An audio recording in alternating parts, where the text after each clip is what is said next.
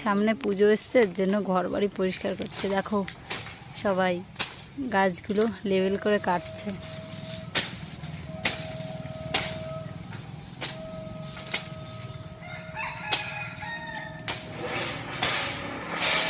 মাথাগুলো আরো ছাটো।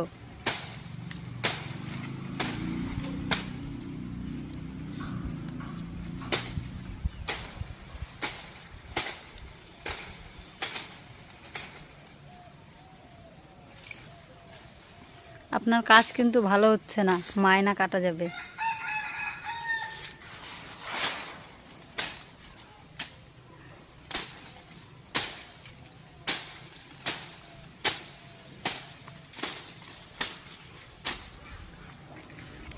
এই দেখো এইগুলো কেটেছে, বড় হয়ে গেছিল অনেক, আগের বার পুজোর সময় কাটা হয়েছে, তারপরে এই এখন কাটা হলো আবার, 1 বছরে অনেক বড় হয়ে গেছে। সামনেই মাঠে আমাদের পুজো হয়, সামনে দিয়ে এটা সুন্দর না করলে ভালো লাগে না দেখতে।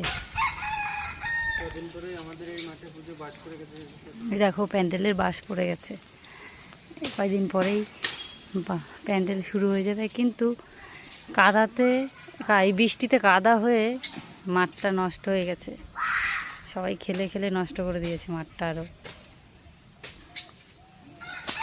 আর রোদ হচ্ছে, একটু শুকাচ্ছে, আবার বৃষ্টি হচ্ছে, যেন পুরোটা শুকাতেই পারছে না।